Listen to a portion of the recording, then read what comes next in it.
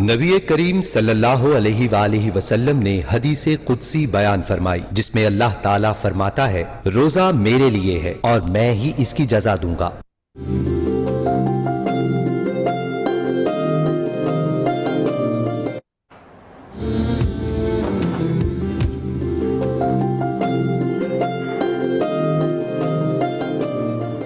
خیر مقدم میں ناظرین اکرام، افطار کی خصوصی نشریات میں رمضان رنگ میں ایک بار پھر حاضر ہیں۔ اس رنگ کے اندر بہت سارے رمضان نشریات کے رنگ سموئے ہوئے ہیں۔ آج ہمارا موضوع بہت اہمیت کا حامل ہے، ناشکری کیا ہے، صبر ہمیں کرنا چاہیے اور ساتھ ہی ساتھ جو ہے غصہ حرام ہے۔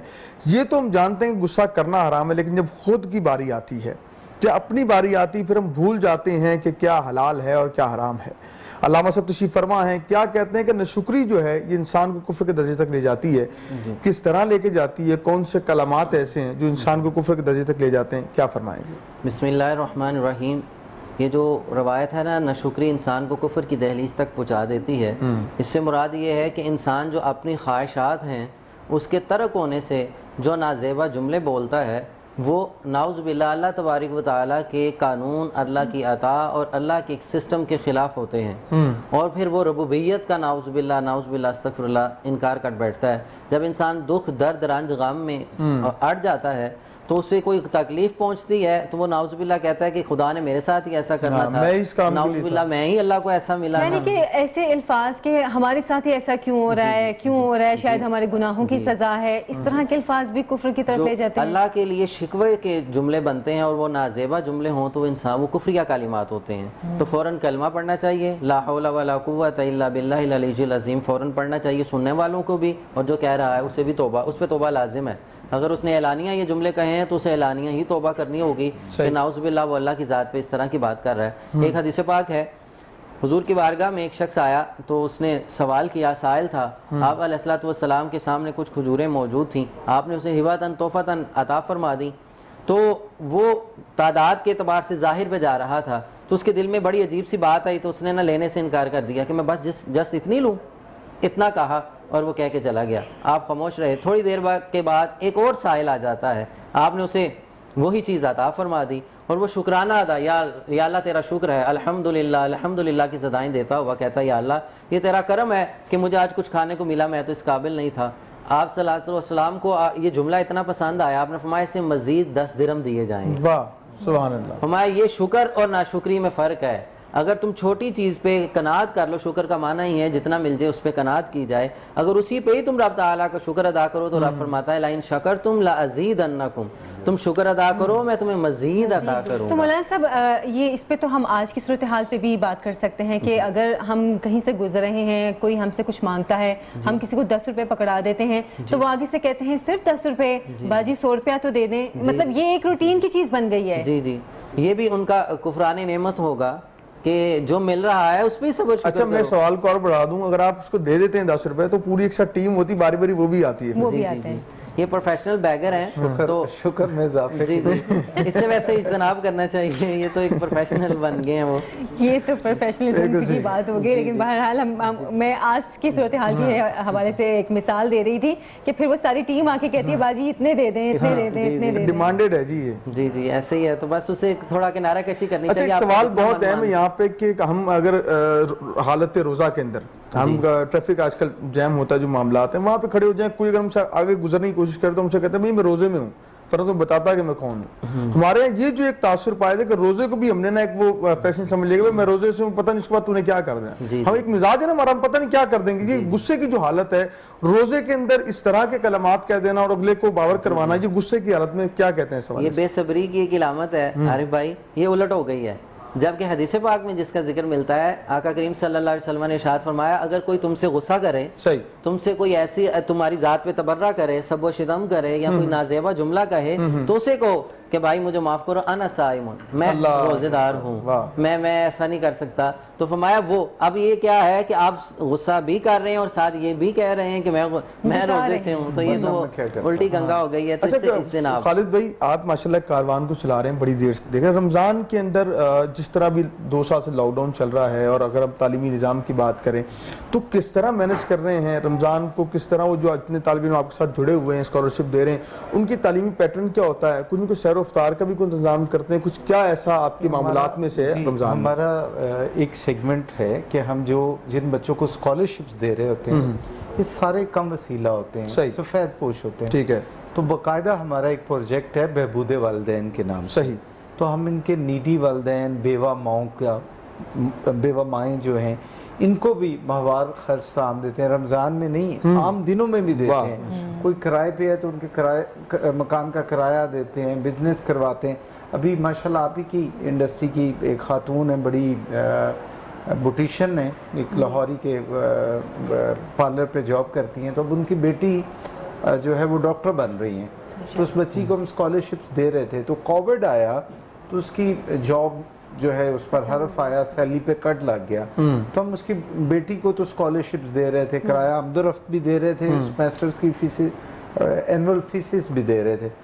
تو یہ سال پہلے جب یہ کووڈ آیا تو ہم نے کہا کہ آپ اپنے گھر میں کیوں نہیں بناتی ہیں ایک کوئی پارلر کا سلسلہ شروع کریں، تو ہم نے اپنے پلیٹ فارم پہ اس کا کرائے کا گھر اس کو دوسرا لے کے دیا ہے جو مل کے قریب ہے، اور اس کے علاوہ اس کے پمفلیٹ اور ایڈورٹیزمنٹ ساری کرا کے دیے کہ وہ کچھ گھر میں بھی کر سکے۔ یہ ایک مثال ہے۔ اور جہاں کووڈ کے بعد تو ہم نے اپنے جو زیر کفالت بچے ہیں، اگر کسی کے پہلے کچھ 40% پیرنٹس لے رہے تھے تو وہ کچھ 70% پہ کنورٹ ہو گئے۔ اچھا امسا صاحبہ، آپ سے بھی میں یہی سوال پوچھنا چاہ رہی تھی، اب یہ کرونا کی وجہ سے تقریباً پوری معیشت ہی ہماری متاثر ہو گئی ہے، معمولات زندگی بھی متاثر ہو گئے ہیں، جو آپ کی فاؤنڈیشن ہے کہ اس کا بھی سسٹم اس سے متاثر ہوا ہے؟ کیونکہ آپ تو ایک بہت نئے کام کر رہی ہیں، جو تیزاب گردی کی شکار لڑکیاں ان کو جاب بھی دے رہی ہیں، ان کے اخراجات بھی اٹھا رہی ہیں۔ ہم پہلے تو ان کا مفت علاج کرتے ہیں، علاج کرنے کے بعد جب ان کے ہاتھ پاؤں کام کرنے لگتے ہیں یا آنکھیں کھل گئی اور ان میں بینائی باقی ہے تو ٹریننگ دیتے ہیں، اور ٹریننگ کے ساتھ ساتھ جو ہے وہ ہم یہ بھی سوچتے ہیں کہ یہ ٹریننگ حاصل کرنے کے بعد یہ کچھ اپنے پاؤں پہ کھڑی بھی ہو سکتی ہیں۔ مطلب میں کسی ایک بچی کو یہ کہہ دوں کہ آپ کراچی جا کے جو ہے وہ ایک ملٹی نیشنل میں کام کر لیں، وہ نہیں کر سکتی ہے، سو اس کے حساب سے اس کو ہم ٹریننگ بھی دیتے ہیں اور اس کا بھی ہم سیٹ اپ کرتے ہیں۔ اس سارے دوران میں، کووڈ کے دوران میں، ہماری یہ تمام بچیوں کو ہم نے جہاں ان کو سیلونز کھول کے دیے ہیں یا سلائی کی مشینیں دی ہیں، وہاں پہ وہ لوگ اپنے اپنے پاؤں پہ کھڑی ہیں، بلکہ آپ کی فاؤنڈیشن کے حوالے سے وہ چلا بھی رہے ہیں، اس کے حوالے سے بتا بھی رہے ہیں، بہت شکریہ، کیونکہ ان بچیوں کو ہر وقت جو ہے وہ مدد کی ضرورت ہوتی ہے، اور صرف پیسوں کی نہیں، آپ دعائیں دے دیں، یہ بھی بہت زیادہ ہے، یہ دعائیں بھی بہت، رمضان میں تو ہر چیز کا ڈبل ثواب ہے۔ تو ہم لوگ ان کو ہم آئی بلیو کہ ہم کو ان کے پاؤں پہ کھڑا کرنا ہے، جیسے کہ آپ کرنا چاہتے ہیں۔ کووڈ میں ہم نے ایسی کوئی چیز نہیں کی جہاں پر ہم نے اپنا تو کم کر لیا ہوگا، لیکن ان لوگوں کی کوئی کمی نہیں آنے دی۔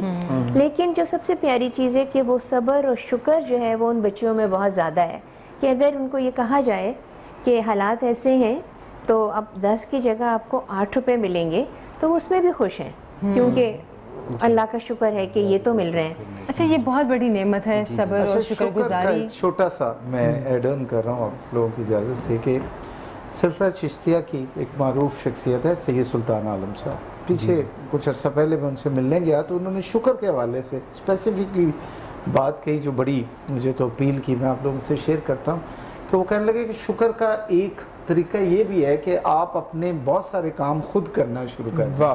آپ کے پاس صحت ہے تو آپ اپنی گاڑی خود دھوئیں، آپ کی گاڑی ہے تو اس کی حفاظت کریں، اور بلکہ انہوں نے تو گفتگو کی کہ اپنے اولاد ہے تو اس سے زیادہ پیار کریں، بیگم ہے تو اس سے احترام اور محبت سے پیش آئیں، تو یہ بھی ایک شکر ہے، یہ بھی شکر گزاری۔ اور چیز ایڈ کر لیں، ہمارے سلسلہ چیز کی بات کی، انہوں نے بڑی خوبصورت طرف توجہ دلائی ہے۔ ہمارے اسلاف کے ہاں یہ بڑی تواتر سے چیز ملتی ہے کہ جو خانقاہیں تھیں، رات جب لوگ اپنے اپنے گھروں کو چلے جاتے، صاحب مسند جو تھے وہ خانقاہ کی صفائی کیا کرتے، مسجدانے کی صفائی کیا۔ اگلی بات جو آخری ان کی اس نشست میں انہوں نے کی، مجھ سے کہتے کہ شکر کا ایک آخری حوالہ جو ہے کہ آپ اپنی صحت اور جو اللہ پاک نے آپ کو تندرستی دی کہ آپ اپنا غسل خانہ بھی خود صاف کریں۔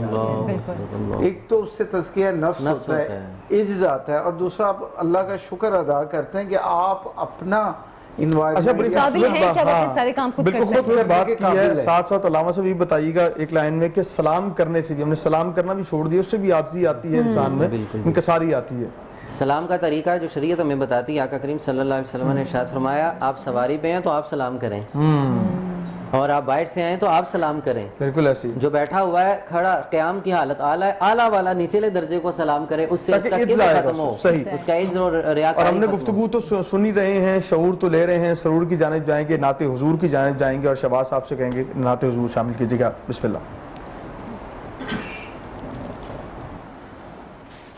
صلو علیہ وآلہ صلو علیہ وآلہ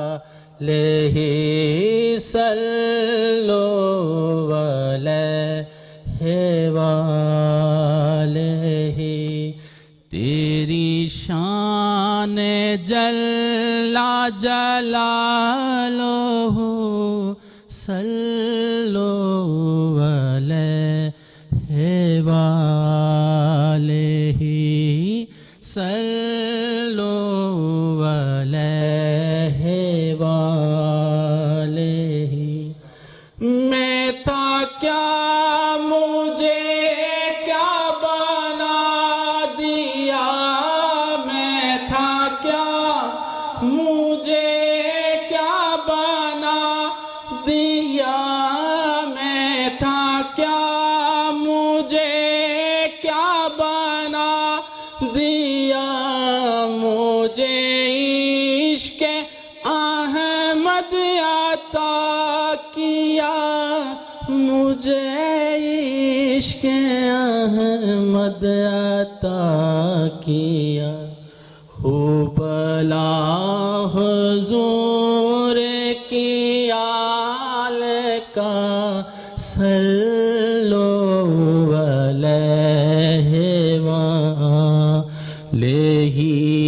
صلو علیہ وآلہ صلو علیہ وآلہ. بالغ العلا بکمالہ کشف الدجی بجمالہ, حسن جمیع خصالہ صلو علیہ وآلہ صلو علیہ وآلہ صلو علیہ وآلہ.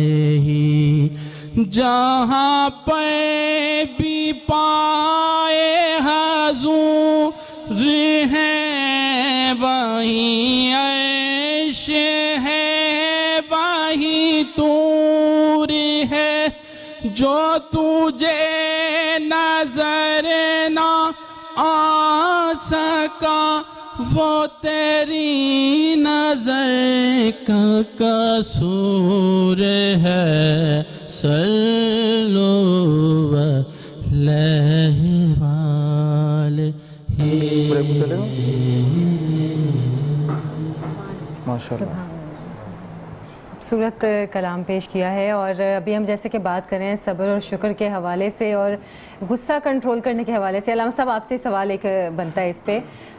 ہم بات تو بہت آرام سے کر دیتے ہیں, ہمیں غصہ کنٹرول کرنا چاہیے, ٹھیک ہے, تربیت کی بات بھی آتی ہے, لیکن ایک ماحول آپ کی شخصیت میں اگر ایسے غصہ بھر دے, آپ سے کنٹرول نہ ہو رہا ہو اور آپ چاہ بھی رہے ہوں اپنے غصے کو کنٹرول کرے, کیا کوئی آیات کی مدد لینی چاہیے, کوئی کلام پاک کی مدد لینی چاہیے اس سلسلے میں؟ کیونکہ یہ بہت ضروری ہے یہ سوال کہ کچھ لوگ کہتے ہیں کہ اس پہ دم کراؤ, اس کا غصہ بہت زیادہ ہے, اس پہ دم کراؤ, درود کراؤ, کچھ ایسے کراؤ, مولوی کے پاس لے کر جاؤ.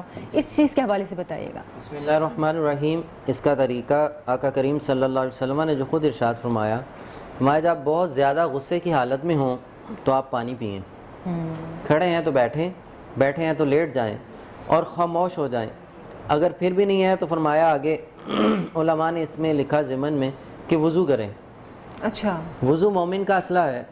اور آقا کریم صلی اللہ علیہ وسلم ارشاد فرماتے ہیں کہ یہ غصہ ہے یہ شیطان کی طرف سے ہے اور شیطان آگ سے ہے. اور جب بندہ غصے کی حالت میں ہوتا ہے جنونیت میں آ جاتا ہے, اس کے حرارت میں آ جاتا ہے, تپش میں آ جاتا ہے, تو وضو جو ہے وہ اس پہ پانی کا علاج کرتا ہے. جب آپ وضو کریں گے, فرمایا مومن کا اسلحہ وضو ہے, جب تک با وضو رہے گا شیطان اس کے قریب نہیں آئے گا. غصے کا تعلق شیطان کے ساتھ ہے اور آگ بڑھتی جاتی ہے, بڑھتی جاتی, بھڑکتی جاتی ہے. تو لہٰذا اس سے بچنے کے لیے, نجات کے لیے پانی پئیں, وضو کریں, لیٹ جائیں, خاموش ہو جائیں. اور بچوں میں یہ چیز ہو, اور آگے پھر فرمایا کہ کثرت سے درود شریف پڑھیں. درود پاک کی لذت جو ہے وہ ٹھنڈک ہے, وہ جمال ہے, اس کے اندر ٹھنڈک اور حلاوت پیدا ہوتی ہے. بچے ہیں, بچے بہت زیادہ غصہ کرتے ہیں, چھوٹی ایج میں ہی مانتے نہیں ہیں, ضدی ہو جاتے ہیں. تو پیرنٹس کے لیے یہ ہے آپ کے پروگرام کے توسل سے انہیں صرف اتنا یاد کروا دیں, صلی اللہ علیہ وسلم, صلی اللہ علیہ وسلم. بہت آسان ہے, سب کے لیے پڑھنا آسان ہوگا. تو لہٰذا جب وہ درود شریف بچے بھی پڑھ لیں گے یا ان کے والدین ان پہ پڑھ کے جو ہے ان پہ دم کر دیں, پھونک دیں. چلیں اگر اتنے چھوٹے بچے ہوں کہ وہ نہ پڑھ سکیں تو والدین کو چاہیے کہ وہ ان پہ پڑھ کے دم کریں. بہرحال ایک چھوٹی سی بریک کا ٹائم ہوا ہے, بریک کے بعد گفتگو کا سلسلہ آگے بڑھائیں گے, آپ ہمارے ساتھ رہیے.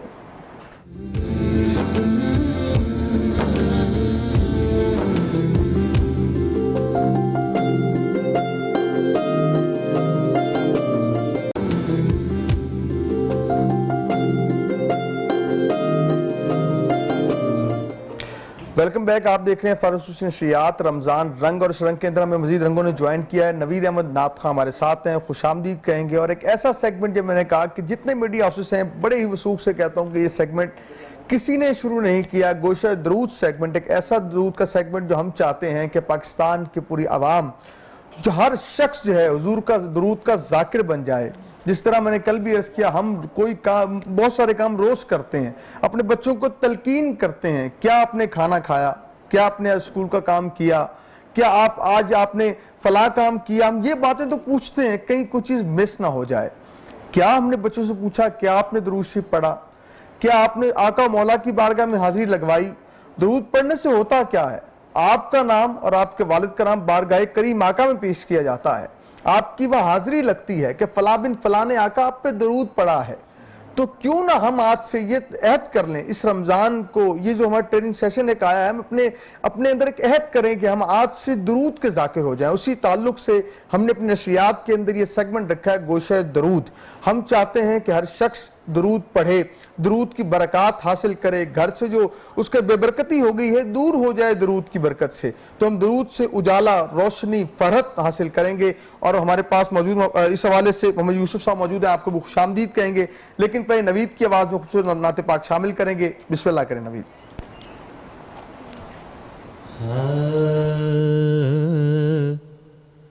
سراپا خطا ہوں,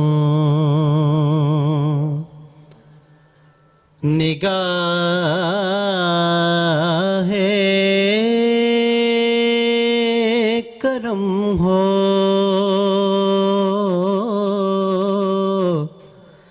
سراپا خطا ہوں, نگاہ کرم ہو, میں سب سے برا ہوں,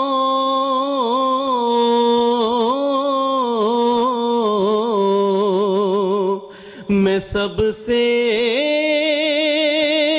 برا ہوں,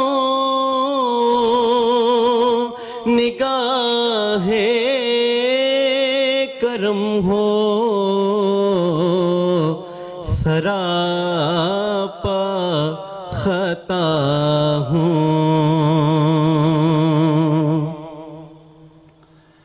حضور آپ سے آپ کو مانگتا ہوں,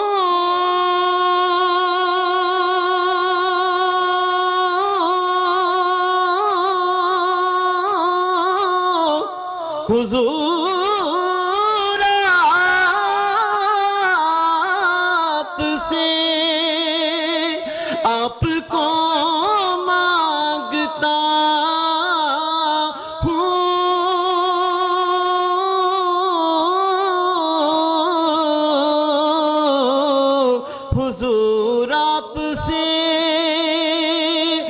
آپ کو مانگتا ہوں، فقیر آپ کا ہوں، نگاہ کرم ہو میں سب سے برا ہوں، نگاہ کرم ہو سراپا خطا ہوں، اور میری داستان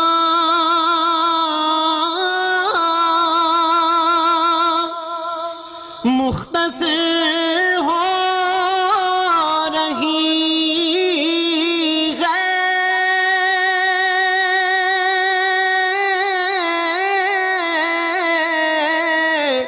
میری داستان مختصر ہو رہی ہے، میں بجھتا دیا ہوں، نگاہ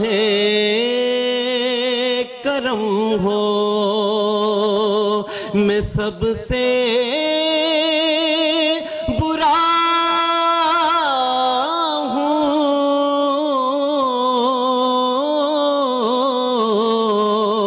میں سب سے برا ہوں، نگاہ کرم ہو سراپا خطا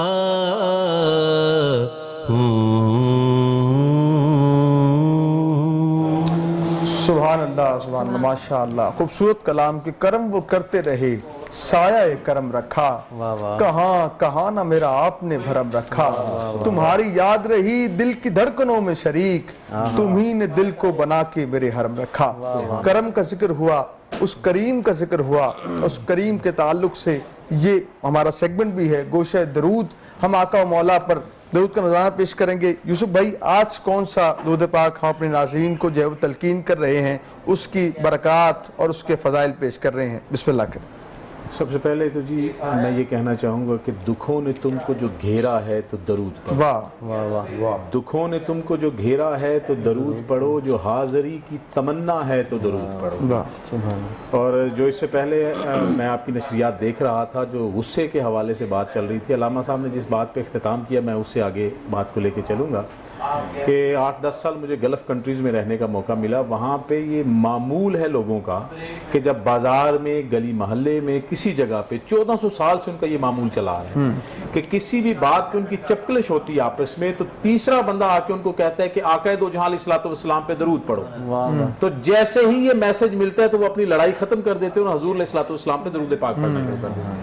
ہمیں چاہیے کہ ہم وہ اچھی روایات جو اسلام کی موجود ہیں ان کو اپنے معاشرے میں جگہ دیں، کہ جب ہم دیکھیں کہ ہمیں غصہ آ رہا ہے، اور جدید نفسیات بھی یہ کہتی ہے کہ آپ غصے کی حالت میں اگر آقا دو جہاں علیہ الصلوۃ والسلام کی ذات مبارکہ پر درود و سلام کا نذرانہ پیش کریں گے تو آپ کی طبیعت کو طمانینت نصیب ہوگی، ٹھنڈک نصیب ہوگی اور راحت نصیب ہوگی۔ آج جس درود پاک کی طرف ہم آپ کو لے کے جانا چاہ رہے ہیں وہ بہت مشہور ہے اور ہر خاص و عام نے اس کا تذکرہ سنا ہوگا۔ بنیادی طور پہ اس درود پاک کا سب سے بڑا جو فائدہ اور فضیلت ہے وہ یہ ہے کہ اس کے ریگولر پڑھنے والے کو آقا دو جہاں علیہ الصلوۃ والسلام کی شفاعت نصیب ہوتی ہے، اس کے ریگولر پڑھنے والے کو حضور علیہ الصلوۃ والسلام کی زیارت نصیب ہوتی ہے، اس کے ریگولر پڑھنے والے کو آقا دو جہاں علیہ الصلوۃ والسلام کی محبت نصیب ہوتی ہے، اور اس کے دل میں حضور علیہ الصلوۃ والسلام کی محبت کے چراغ روشن ہو جاتے ہیں۔ وہ درود پاک حضرت امام بوسیری سے امام شرف الدین بوصیری سے منسلک ہے. عام ہم پڑھتے ہیں, ہماری مسجدوں میں, ہمارے مدرسوں میں پڑھا جاتا ہے, مولا یصلی وسلم دائما ابدا علی حبیبک خیر الخلق کلہم. یہ اس کا اگر کوئی بندہ روزانہ 100 دفعہ وظیفہ کرے گا تو اسے ڈیڈ شور جو ہے وہ آقا دو جہاں علیہ الصلوۃ والسلام کی محبت نصیب ہوگی اور اس کے دل کو اطمینان نصیب ہوگا. یہ جو قصیدہ بردہ شریف کے شروع میں پڑھا جاتا ہے, اور جیسا کہ آپ کے علم میں ہوگا کہ قصیدہ بردہ شریف کی جو تاریخ ہے وہ بڑی خوبصورت ہے, بڑی پیاری ہے. بردہ اسے اس لیے کہتے ہیں کہ یہ چادر عطا کی گئی, اور آپ کو پتہ ہے کہ امام شرف الدین بوصیری. اچھا میں چاہوں گا یہ واقعہ ابھی آپ ہمارے ناظرین کو سنائیں, کیونکہ جی امام شرف الدین بوصیری جو ہیں وہ بیمار تھے, فالج نے ان کے پورے جسم کو جو ہے نا وہ متاثر کر رکھا تھا اور وہ حرکت نہیں کر سکتے تھے. تو انہوں نے اسی یعنی کہ حالت میں یہ قصیدہ شریف لکھا. صحیح. اور تمام حکماء سے, تمام اس وقت کے طبیبوں سے, تمام ڈاکٹروں سے جب علاج معالجہ کروا چکے لیکن افاقہ نہ ہوا, تو پھر دل نے کہا کہ آؤ اس بارگاہ کی طرف چلتے ہیں جہاں سے سب مریضوں کو شفا ملتی ہے, جہاں سے ہر مسئلے کا حل ملتا ہے, اور جو وہ شخصیت ہے کہ جو بیماریوں کے شہر میں گئے تو اسے مدینہ منورہ بنا دیا. یثرب نام تھا نا. جب آقا دو جہاں علیہ الصلوۃ والسلام ہجرت فرما کے وہاں پہ گئے تو یثرب جو بیماریوں کا شہر تھا, جو دکھوں کا شہر تھا, وہ حضور علیہ الصلوۃ والسلام کے قدمین کے صدقے وہ مدینہ منورہ بن گیا, جنت کا ٹکڑا بن گیا. تو امام شرف الدین بوصیری نے آقا دو جہاں علیہ الصلوۃ والسلام کی ثنا لکھی. ایک لمبا قصیدہ ہے جسے قصیدہ بردہ شریف کہا جاتا ہے, وہ لکھا. اس میں یہ درود پاک کے الفاظ ہیں, مولا یصلی وسلم دائما ابدا. ہوا یہ کہ جب آپ نے یہ درود پاک لکھا اور آپ لکھ کے آقا دو جہاں علیہ الصلوۃ والسلام کو یاد کرنے کے بعد آپ خواب یعنی کہ سونے کے لیے چلے گئے, آپ کو نیند آ گئی, تو سوئے لیکن مقدر جاگے اور آقا دو جہاں علیہ الصلوۃ والسلام نے اپنی زیارت نصیب فرمائی. اچھا یہاں پہ ایک ذہن میں رکھیے گا کہ میرے کریم اور لجپال آقا جس وقت چاہیں جس کو چاہیں اپنی زیارت سے مشرف کر سکتے ہیں. اس کے لیے کسی کا نیکوکار ہونا یا کسی کا گناہگار ہونا اس کی کوئی بائنڈنگ نہیں ہے. حضور جب چاہیں جس کو چاہیں جہاں چاہیں اپنی زیارت سے نواز سکتے ہیں. اور یہ عقیدہ رکھیے گا, اگر کوئی بندہ مثلا ایک حدیث مبارکہ ذہن میں رکھیں, حضور علیہ الصلوۃ والسلام نے ارشاد فرمایا کہ جو بندہ میری جانب جھوٹ منسوب کرے گا وہ جہنمی کتوں میں سے کتا ہے. جو میری جانب جھوٹ منسوب کرے گا وہ جہنمی کتوں میں سے کتا ہے. یہ خواب کے حوالے سے بھی کہہ رہے ہیں آپ کے کچھ لوگ کہتے ہیں, اسی طرف آنے لگا ہوں, حدیث کے حوالے سے بھی اور خواب کے بھی. اگر کوئی بندہ صبح اٹھ کے آپ کو یہ کہے کہ رات کو میں نے آقا دو جہاں علیہ الصلوۃ والسلام کی زیارت کی ہے, تو آپ کبھی اس کا انکار مت کیجئے گا, یا خاموشی اختیار کیجئے گا یا اس کو مان لیجئے گا. یہ آپ کے ایمان کا حصہ ہے, کیونکہ حضور جب چاہیں جسے چاہیں اپنا دیدار کروا سکتے ہیں. تو آقا دو جہاں علیہ الصلوۃ والسلام نے وہاں پہ حضرت امام شرف الدین بوصیری کو اپنی زیارت نصیب فرمائی, خواب میں تشریف لائے. اور جب خواب میں تشریف لائے تو حضور علیہ الصلوۃ والسلام نے فرمایا کہ بوصیری وہ جو ہماری شان میں تم نے قصیدہ لکھا ہے وہ ہمیں پڑھ کے سناؤ. حضور نے پھر یہ قصیدہ خود سنا. حضرت امام شرف الدین بوصیری نے یہ قصیدہ سنایا, اور جب وہ سنایا تو حضور اتنا خوش ہوئے, حضور کا دریائے رحمت اتنا جوش میں آیا, تو آقا دو جہاں علیہ الصلوۃ والسلام نے اپنی چادر اپنی کملی انہیں عطا فرمائی. اللہ اکبر. تو جب وہ کملی عطا فرمائی, خواب ختم ہوا تو حضرت امام بوصیری کی آنکھ کھلی تو انہوں نے دیکھا کہ کہیں یہ خواب میں ہی مجھے چادر تو نہیں عطا کر دی گئی. تو جیسے ہی انہوں نے اپنی دائیں جانب دیکھا تو وہ چادر موجود تھی. اللہ اللہ اللہ. اور حضور علیہ الصلوۃ والسلام نے خواب کے دوران ہی آپ کے جسم اطہر پر جو ہے نا اپنا ہاتھ مبارک جو ید اللہ کے ہاتھ تھے وہ پھیرے. اس بنیاد پہ آپ کا فالج زدہ جسم بالکل درست ہو گیا, بالکل ٹھیک ہو گیا. اچھا انہوں نے یہ بھی بتایا, انہوں نے ذکر نہیں کیا اس واقعہ کا کسی اسپاٹ کا, تو ایک جو ہے وہ ولی کامل اس میں مذہب, انہوں نے کہا کہ بوصیری وہ جو قصیدہ جو لکھا ہے رات جو قصیدہ حضور کو سنایا وہ ہمیں بھی سناؤ. پھر یہ زبان زد عام لوگوں میں ہوا یہ واقعہ جو ہاں جی, انہوں نے ذکر نہیں کیا صبح سے, کسی کو بتایا نہیں, لیکن مذہب ملے, انہوں نے کہا بوصیری وہ قصیدہ ہمیں بھی سناؤ کہ حضور کو رات کو سنایا ہے. پھر یہ اب بھی یہ معمول ہے ہے, آپ کی پرمیشن سے بات کر رہا ہوں, کہ اگر اب بھی کوئی شخص فالج زدہ ہو اس کو یہ دم کر کے پلایا جائے اور اس کو یہ اس پہ دم کیا جائے تو وہ ٹھیک ہو جاتا ہے.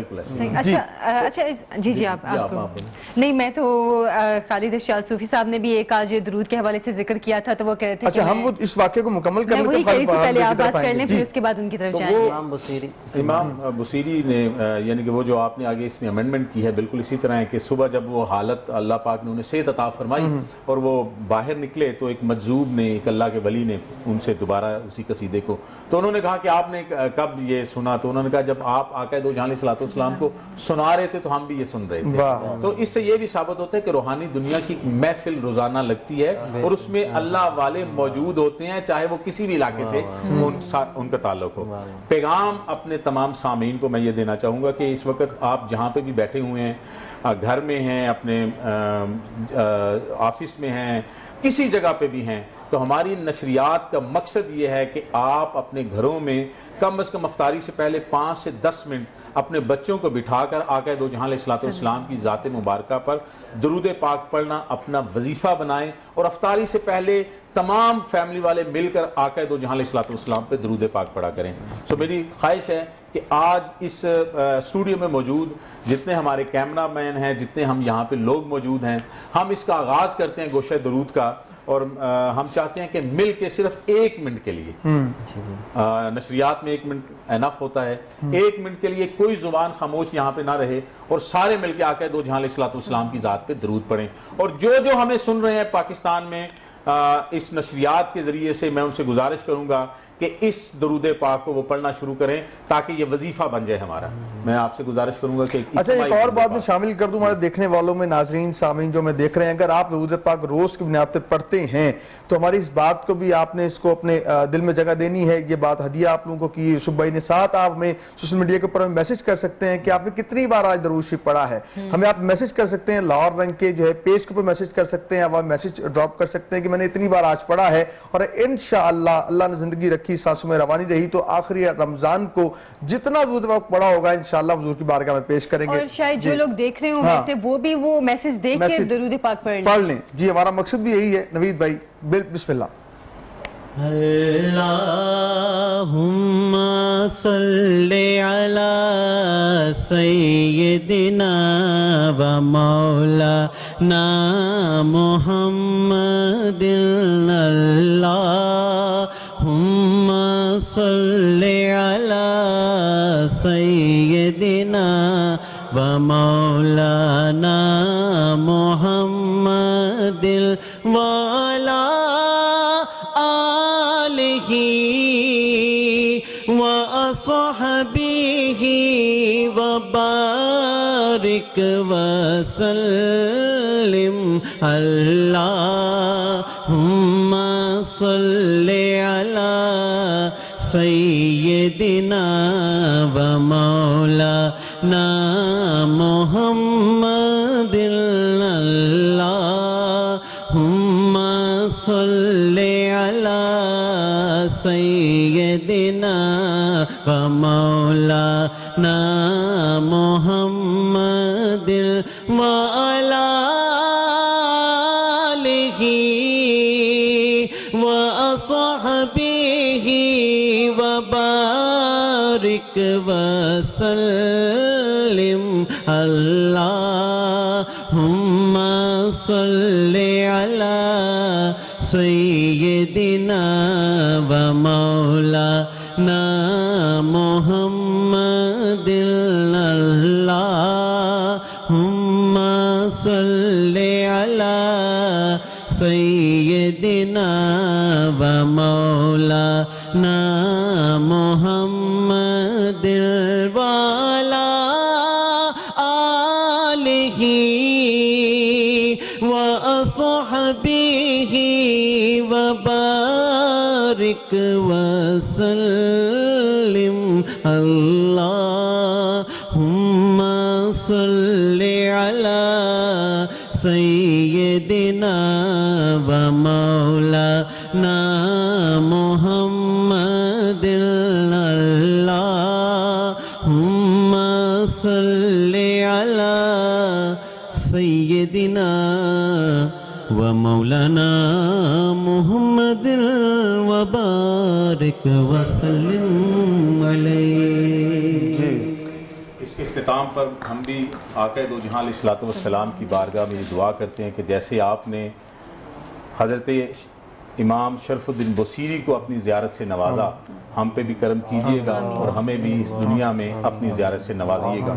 تو ہمارے ایک شاعر دوست ہیں، انہوں نے کہا کہ حضور نعت کا مطلع سجا دیا جائے، حضور نعت کا مطلع سجا دیا جائے، حضور عرض ہے چہرہ دکھا دیا جائے، ماشاءاللہ حضور عرض ہے چہرہ دکھا دیا جائے، سبحان اللہ. حضور آپ کی صحبت کو ہم ترستے ہیں، حضور آپ کی صحبت کو ہم ترستے ہیں، حضور وقت کو پیچھے ہٹا دیا جائے، ماشاءاللہ حضور وقت کو پیچھے ہٹا دیا جائے. چلیں بہرحال خوبصورت درود پاک بھی ہم نے پڑھا ہے، پروگرام میں شامل کیا ہے، اور یقیناً جن لوگوں نے ہمارے ساتھ پڑھا ہوگا انہوں نے اس سے فیض بھی حاصل کیا ہوگا. یقیناً اپنی زندگی میں اگر شامل کریں گے تو اس کی فیوز و برکات آپ کی زندگی میں یقیناً شامل ہوں گی.